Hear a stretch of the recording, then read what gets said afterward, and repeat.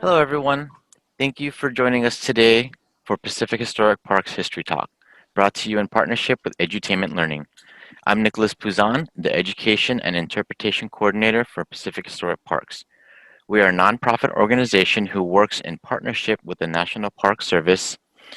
Together, we support Pearl Harbor National Memorial in Hawaii, home of the USS Arizona Memorial, War in the Pacific National Historical Park in Guam, American Memorial Park in Saipan, Kalaupapa National Historical Park in Molokai, and Diamond Head State Monument in Hawaii. Our mission is to remember, honor, and understand World War II in the Pacific.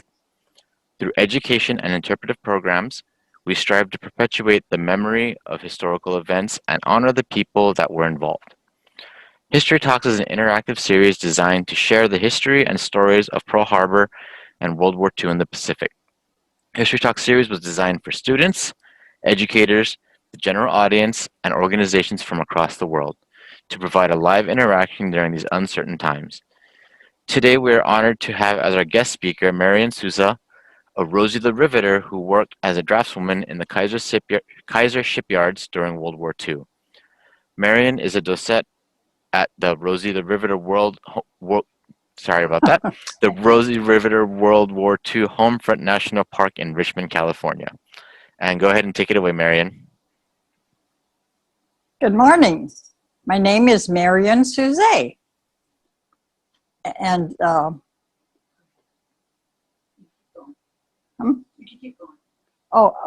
and I came to California from Oregon, and I rode a Greyhound bus. My sister was living in Richmond, California, and she wanted to work in the shipyards, and she needed a babysitter for her little boy. That was in the summer of 1942, so I came to California. By July of 42, the Boilermakers and Shipbuilders Union had finally accepted women and African Americans into their ranks. So my sister was one of the first women welders that was trained. She was early on, and so she had to wait till 5 more women had been trained as welders. Then they were sent to a separate unit of the shipyard called prefab. And this is where the 3-story deck houses were built. They had a chaperone because they weren't sure how the men would treat these women who were doing not only the same work that they were doing, but getting the same pay. So, but the chaperone soon lost his job because the women showed that they could do that work and they could hold their own as women. So I had, during the summer of 42, while I was taking care of my nephew, I met my future husband, and he was in the Coast Guard. And so by the end of the summer, I didn't want to return to Oregon and my family. And so I enrolled in the local high school for my senior year. I got married during my senior year. And when I graduated in June of 1943, I had an art class teacher who recommended me for a special class at UC Berkeley. It was a 6 weeks course in engineering drawing, and I learned to read and to draw blueprints. When we completed this final blueprint per instructions, that was our diploma. And so I was hired right out of that classroom to go to shipyard number 3 in the engineering department as a draftsman. Shipyard number 3 built 2 types of ships. The cargo ships that the other yards were producing, but we also produced troop transports. And my initial job was to get those plans for the troop ships up to date. They had made improvements, and so the original blueprints had to be kept up to date. And so they are always drawn in pencil. And so with instruction, I would follow what I had to do. And one big job was they had decided to put 3 bunks in the officers' quarters. So I had to go through all of those blueprints and erase the 2 bunks and put 3 bunks in there. But I did other things. I went with the maritime inspectors down into the ships and with a clipboard, and of course wearing a hard hat, and would take notes of what had to be changed. You know, they were very diligent about making things safe. And one time it was just the length of a screw that had been put in there, and that had to be noted, and that had to be changed. They are very, very good. And I worked in a room with just women because there weren't any young men left. They had all joined the service. I know that when I was 15 when I sat in the classroom on a Monday after Pearl Harbor and listened to the president say that we were at war. And that was Monday, and by Friday, 2 of the senior boys had already joined the service. And this was happening all over the country. So my work people were only just women. Of course, we had men supervisors, and they had been taken off other engineering projects, but everybody knew what they had to do, and it was a good working conditions, good working crew. We appreciated everybody's efforts, and everything was done towards getting the war over with.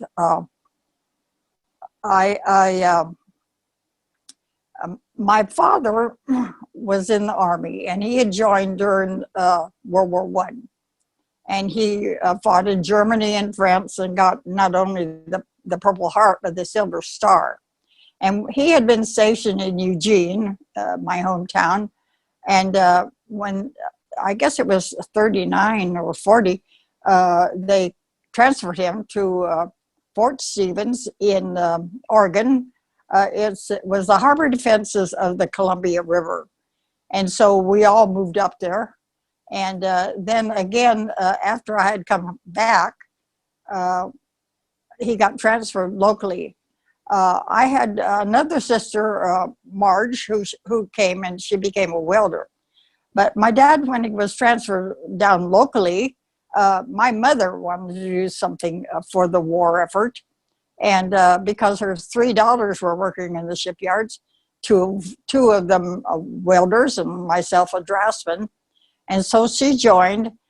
She put my younger sister into the Kaiser childcare, and they gave her breakfast and sent her to school every day. And she became a painter. So there were 4 women in my family who worked in the Kaiser shipyards, doing our part for the war effort, and very proud of it. Yeah. When my dad came down, you see a picture of us in San Francisco. We had gone to eat dinner at a nightclub. This was actually a nightclub. And you notice that women wore hats, always wear hats and dressed up when you went to San Francisco.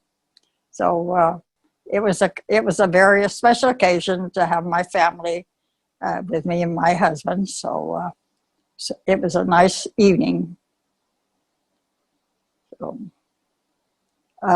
you'll see now a photo of my mother in her white coveralls, and she was very proud of her job.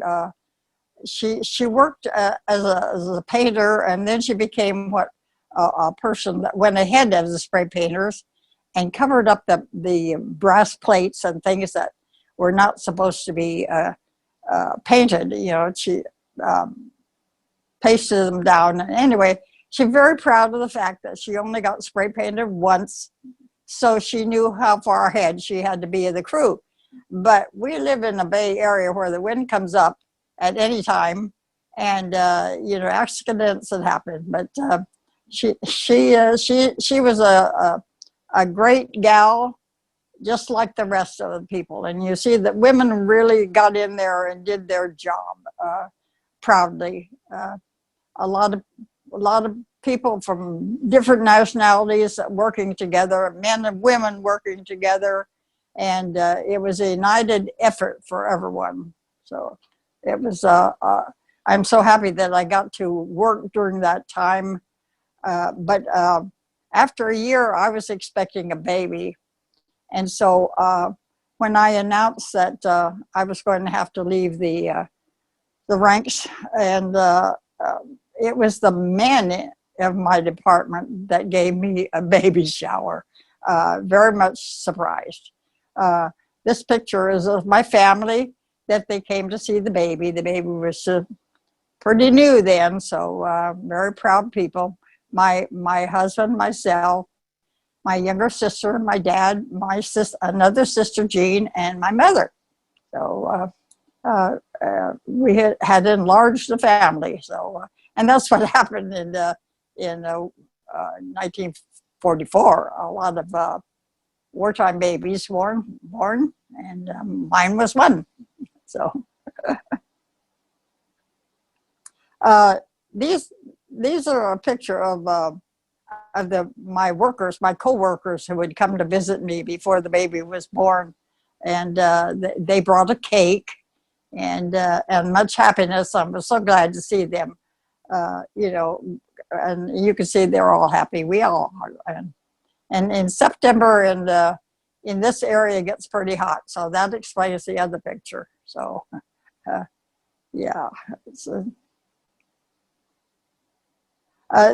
These are my Rosie friends. We talk not only at the Rosie the Riveter part. Well, I have to say the whole Rosie the Riveter, World War II, Homefront National Historical Park, the longest name in the national park system, but we could say it. And this is Agnes and Kay and myself and Marian Wynn and Mary Torres. Three of them were welders, and Marian was a pipe welder, so they were all welders, and had to wear those heavy leather coveralls and scarves. You couldn't let your hair show. That's why the bandanas. Everybody had to wear a bandana. Welders had to do more. They had to keep their hair tied up, and then a little hat that sat between the bandana and the hood. So it was the hood was very essential. They could raise it up to see what they had done, or pull it down to do their work. My sister always wore a sweatshirt, which was the only color was gray, but she would the collar. She'd wear a shirt underneath with a collar, and she would match the collar with her bandana. That was her attempt at vanity during that time. Everybody looked alike when they were wearing those leathers, and heavy. They were heavy, and the stinger and rods that they had to carry, and I know Agnes told of going down into the double bottoms of the ship, and she had to have all this equipment with her, plus a great big flashlight, and to do pickup work. Pickup work for welding was when a weld had not been good in that particular place, and it had been chipped out. So then it had to be replaced. And when you think that an inspector had gone in there in the first place and found where there was an error, and then somebody had to go in there and chip it out, and then the new welder go in there, with all their equipment. It was a challenge that the women all met. Double bottoms are a very narrow space, claustrophobic for some people. They usually chose women that were small in stature to do the job because of that. And, but they did everything that was given to them. I know that my sister, at first, they gave her that pickup work, and she said each morning the lead men would lay out, say what they had to accomplish that day, how many yards of this weld had to be done. And so she would always say, I can do that, I can do that. And finally he let the women, but he was a man and a little biased, and this was new. This was new. They didn't know that women could carry the load so well, and they did. And I'm so proud that I did that. I didn't have to do hard physical work like my mother and my two sisters, but mine was a responsible job, and I was happy to do it. Of course, this was a patriotic duty. I felt that. For some, it was a job. And of course, for everyone, it was the money involved, and it was for that time, it was very good money. And because we had so many restrictions that you couldn't buy, you couldn't be frivolous or anything, and so it was just the essentials. And so we saved, and most people did, and they bought the war bonds, and they bought the war stamps, and they did everything to help the war effort. Rationing made things difficult, and I was newly married, and so I have a cookbook that has the wartime supplement in it. We speak to schools, and we speak to groups, and we everything. It's the same story that we tell, but it's always different groups, and it's very enjoyable and enlightening. We hope to have women realize that they are capable, and they can take on jobs that they never knew that they could. And if you want to do something, a particular job, you have to keep to it. Put your mind to doing it and do it. So, but we enjoy the visitors and that come, and we all tell our stories and pose for a photo with everyone. And we've met a lot of nice people, So about the 50th anniversary of Pearl Harbor, my sister Phyllis was aware that the millions of women who had worked on the home front had never been recognized officially by the White House. And so she started writing letters. She thought that we should be recognized just like the sports players. They'd get to go there and meet the president. And so she was persistent. She would make her envelopes very distinguishable and send them to the White House. That didn't work. We learned that the mailroom is a powerful source there. They are the ones who select letters that go to the president and the vice president. We found out that they only get 10 letters a day, and it's selected by the mailroom people. So my sister kept writing these letters, and she would also contact representatives, anybody she could find a name for in the government. She did that for 12 years with no results. So she said, Marian, this is the last letter I'm going to write. And she wrote to Vice President Biden. Well, lo and behold, he got her letter. He not only got her letter, he called her on the telephone, and he invited us to Washington, D.C., to the White House. So she was just stunned. She was finally, after all that time, her dream had come true, that she got the White House invitation. So then it was a scramble. How are we going to get there? So there was a GoFundMe account, and people donated towards it. And then the Kaiser people realized that they had a kind of a responsibility. We were all Kaiser workers, and so they donated a lot of money towards our trip. This is a picture in the airport, and it seems like this was Virgin American Airlines, and they gave us the trip to Washington, D.C. in business class.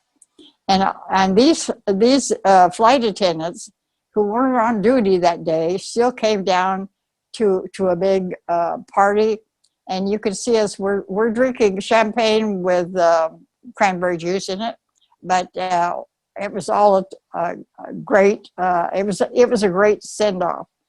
Our plane was piloted by two women, and this was so special that those pilots led us onto the flight deck. We got to sit in the pilot's chair and hold that stick. And I mean, we're just gaga. I mean, we are older women, and for this to be happening during our lifetime was just mind-boggling. The whole thing has been. It's been just a roller coaster of so many great things that we got to do. So we got to Washington, D.C., and Vice President Biden had promised surprises for us. Well, first of all, when we were going, we realized we were going to have transport chairs, and we're going to have somebody to handle it. So each of us got to take someone.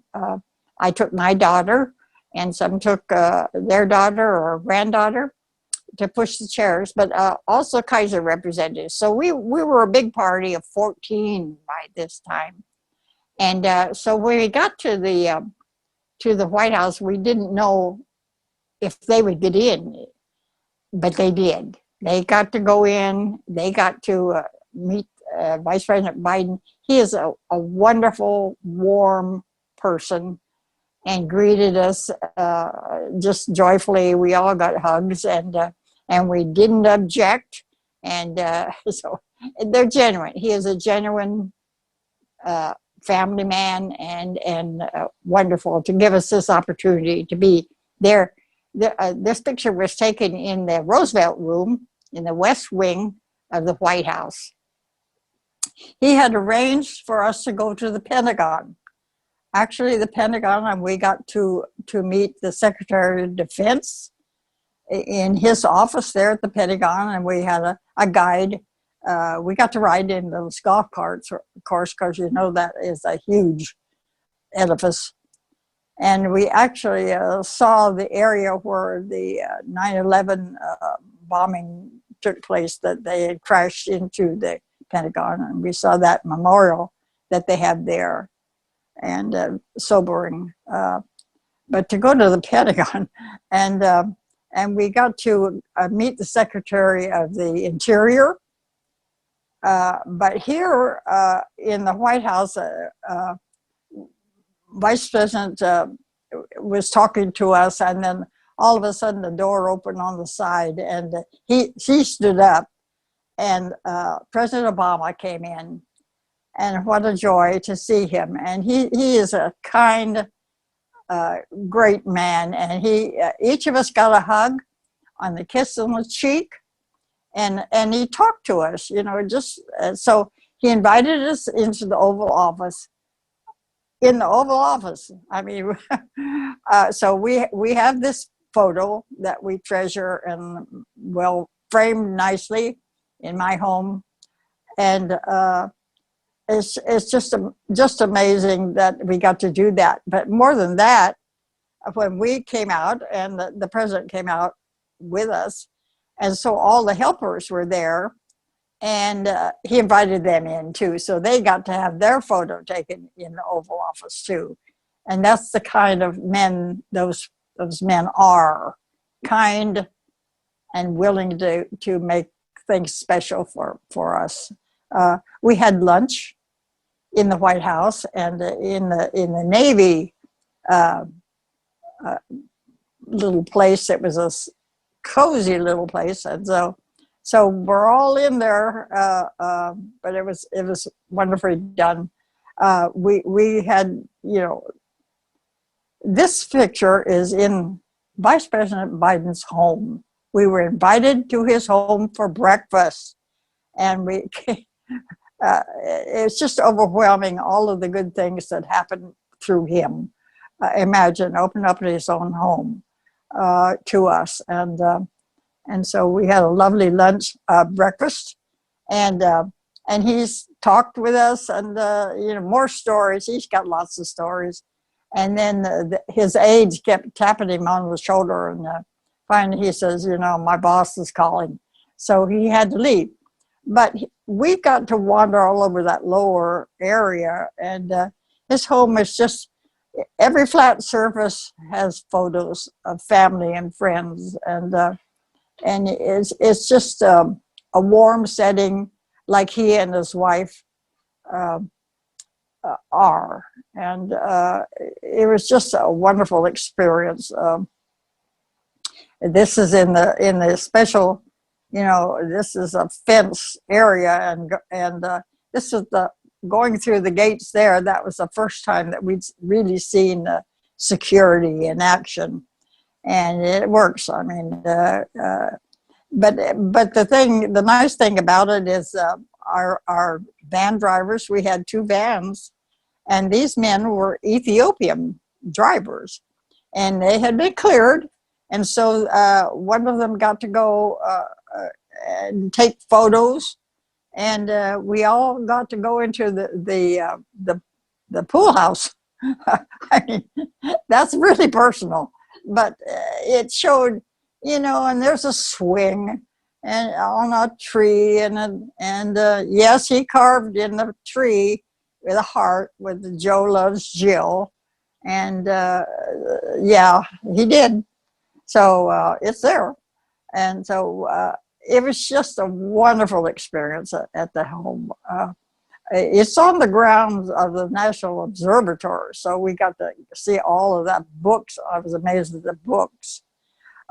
We got to go to Nancy Pelosi's office. She greeted us, and then she said, "I'll be right back. I have to vote," and that's what she did. So we assembled later for a photo thing, and she signed my menu that I'd taken from the White House. Yes, I did. I assumed it was to be taken, so anyway, she signed my menu, and so I treasure that. I have a lot of treasures from that trip. My memories, especially, and this was really something. The photos in the background are legislators from our area that had come to be with us and to greet us, and people were just so nice. We did visit the War Memorial, which is very sobering and well done, very well done. We liked that. We went to the Lincoln Memorial, and up those stairs, and to see Abraham Lincoln's statue. Well, we posed in front of that too. We're tourists. We are tourists, and wanted to get every joy out of the trip, and we certainly did. I am a collector. I don't say a hoarder. No, I am a collector, and so my collection is extensive. So after that trip to Washington, D.C., people began to, we had more people coming to the visitor center. And then we got an invitation from the Navy to attend the 75th anniversary of Pearl Harbor. And they considered us veterans. And so we got to have all the privileges that the veterans did. They made our flight, and our accommodations were taken care of, and we got to attend a lot of events. Tammy, I don't like to call her a manager, but I guess that's what she does. So she is a manager. She signed up all of the stuff that was going on. We were going to do it all. Well, we did most of it. Yes, we did. This photo is on the plane when we arrived in Honolulu, and the pilot is there, and we have some veterans that are with us for this too. So this is special. We always got treated special, and they gave us when we came out, they gave us the leis for our around our necks and the greeting, and Hawaii is always lovely, and so we were transported to our hotel, and Tammy, our manager, was our driver, of course, and she has been there many times, and actually she was born there, so she knows that. So she knows the area. We got to, go around, circle around the island, and what was going on the 75th anniversary. It was many things going on, and we tried to attend as many as we could. We got to go to the hangars, and this photo is when we went to, this was Pearl Harbor Day, and we got there early, and but we got to sit with the actual veterans that had survived the attack, and what a privilege it was for all of us. I feel very humble. At one point, I got to sit next to a survivor from the Arizona. In fact, he had written a book. He was the next to the last survivor from the burning Arizona. So I really feel privileged that I could be with these men who gave all. We tried to help. I know we helped. And how, some things make you cry. And even looking at this photo of this honor guard makes me feel patriotic and humble. And what an honor for us. What an honor to be escorted down that group of military people who've devoted their life, their time towards our country. And that's how we felt. That's how I still feel. And that's why I do the talks and things, because I want people to know about that particular time of the country was going through, and how people came together, really came together to get through the war. This was just amazing, and we had a good time, and went to a gala, and then which was lovely, and then had to get up really, really early in the morning to be able to be in place there at the Arizona Memorial where they did the ceremony. Very humbling. And the fact that, I was alive when this happened, and a lot of people, it was something. But we enjoyed Hawaii for what it has, and it has so many things, and pineapples and stuff. So I can't remember just where we are here, but I guess we're in the car.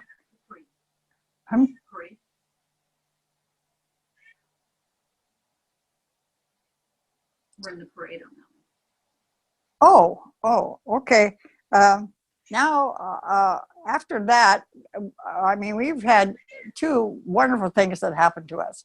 This was something else. We had a woman that had contacted Tammy and said she and her husband were coming from Normandy, and they were on their way to Hawaii, but they stopped to see our park and to meet the Rosies.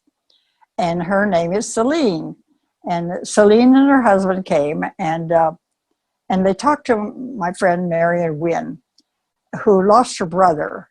He was part of the D-Day invasion, and he lost his life a little month later. And so she had arranged to, she asked Marian, have you ever been to France to see his grave? And she said, no. So she told Marian, I'm going to get you there. And the women in France and Belgium had got together, and they decided they were going to raise money to bring us. And they had special ballpoint pens that had the logo on it, and sold these.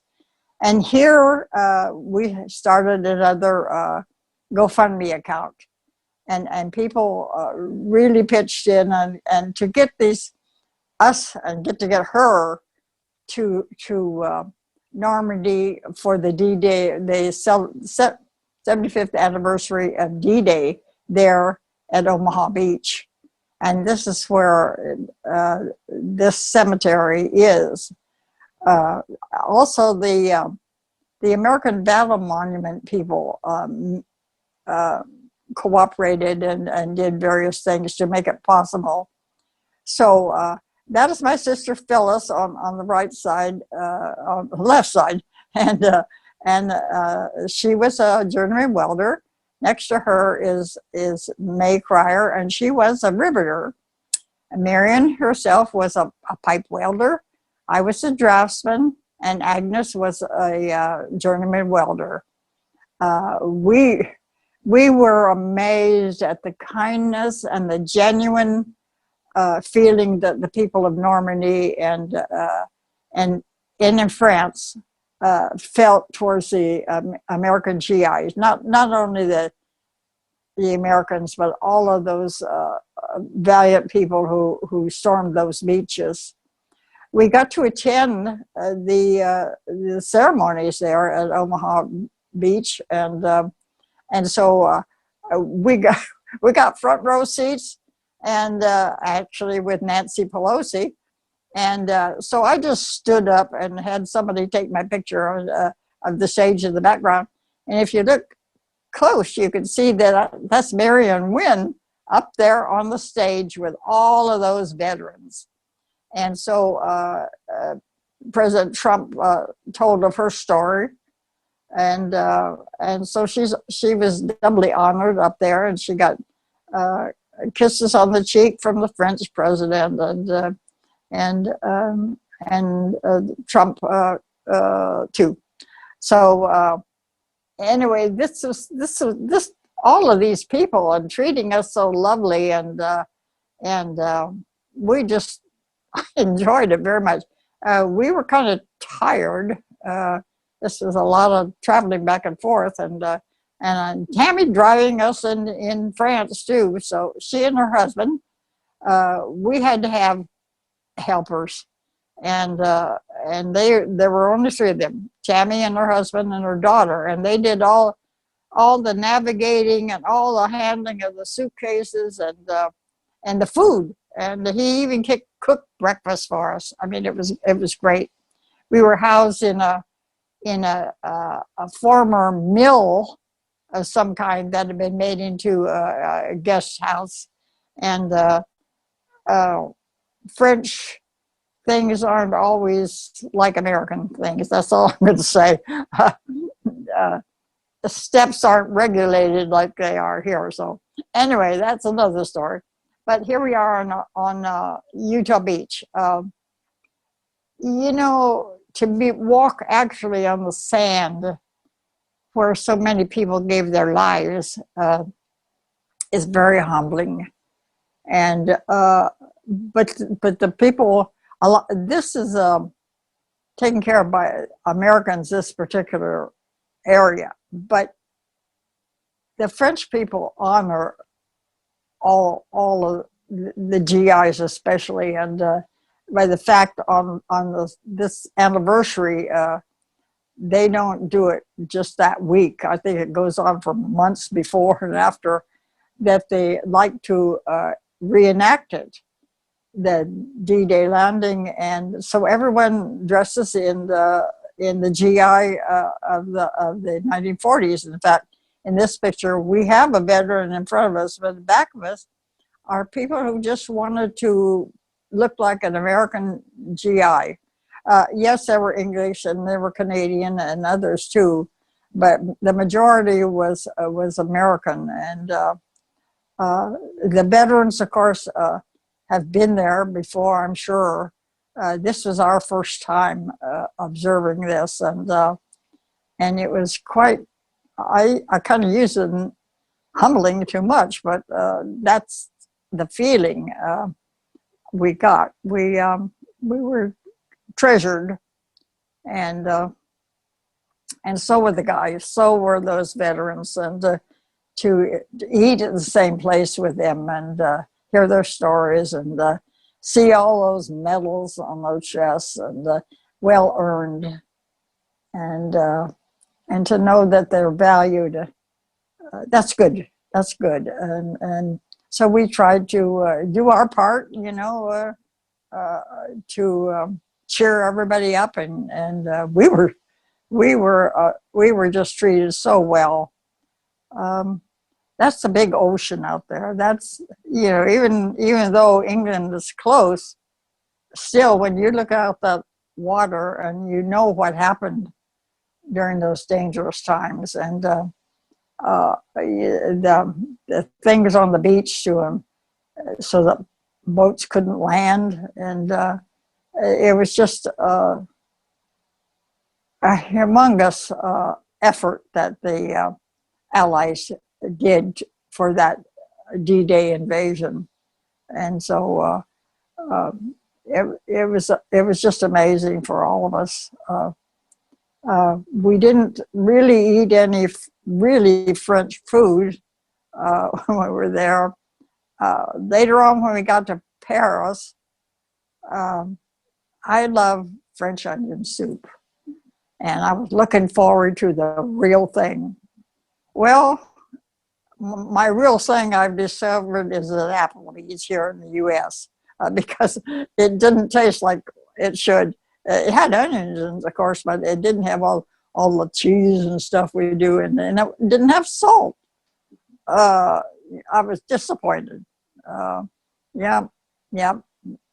I have the privilege of something I said, had been interviewed many times in many places, and so they needed a logo, more or less, for our park here in Richmond, our national park. And something I said, they made that the logo. I mean, there's that word, I feel honored. So what I said is, I specifically didn't do anything great, but I participated in something that was great.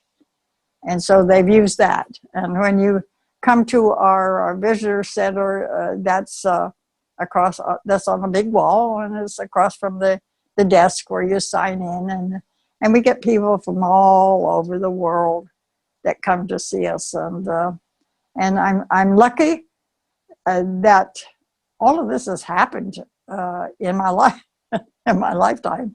We're all well into our 90s, and we have one of our members. I'll just give you her name is Agnes, and she turned 100 years old, and she can still talk the talk. And we were happy that she had a great big party, and Vice President Biden called her on her birthday. Now that's the kind of a guy he is. He called her on her birthday. He remembered her. So my sister Phyllis, who I referred to before, is going to turn 99 in October. So she's still hanging in there, and she's working on she wants a medal designed so that there will be a medal that depicts the women who worked on the home front. And her design would have nationalities, different nationalities, and always with a bandana. And so she's working on it, and why not? You got to look forward. She's petitioned to have a national holiday on March 21st. And she chose that because that's our mother's birthday, who lived to be 100. And but they're dragging their heels in Washington, D.C. But California has announced that March 21st is Rosie the Riveter Day. So we've got the original date. I know other states have declared Rosie the Riveter Day, but that is the one that's official, March 21st. So, yeah.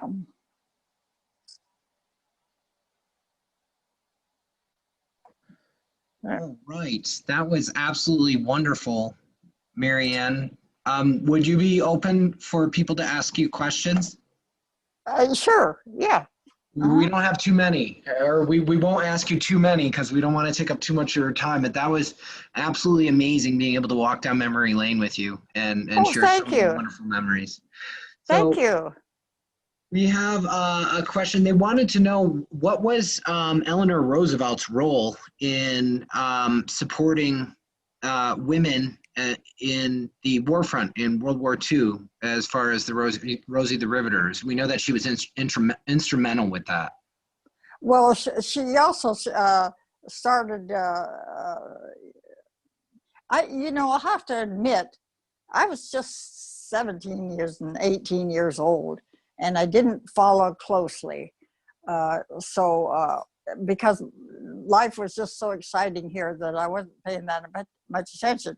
But Eleanor Roosevelt was really pushed women to exceed what was expected of them, and I think we proved that we did. The first were the WACs and the waves and the spars and the women joining organizations and other than working on the home front, they worked for the military, and we needed them. They were needed, but I know that some of them that had joined the Coast Guard. I think that's the spars. Yeah, they didn't know the terminology or the decks or any of the that information. So there was a lot of fun learning. So, but Eleanor Roosevelt was quite a lady, and we all admired her. And during that time, we didn't question the government. Things. We figured they were doing the best for the country, and so I know things were not done right, but they thought it was, and we supported the government. I know I did. I didn't question what was happening, but I'm sorry I can't give you more information about Eleanor. That's great. We definitely know that you supported our country, and we are forever indebted to you for your service. So we have a question. Somebody wants to know if you know that if Liberty ships were manufactured for the ETO as troop transports. I'm not sure if you'd know that. Troop transports were a different design than the cargo ships. They were a different design. You had mentioned about war bonds and war stamps. Are those the same, or are they two different things? They were different things. A bond was, although they accomplished the same thing. You saved the stamps, and you hung on to your war bonds until they matured, and then you got the money. So a lot of people saved that and was able to do a down payment on a home when homes were available. But it was very scarce during the wartime years. Housing was so.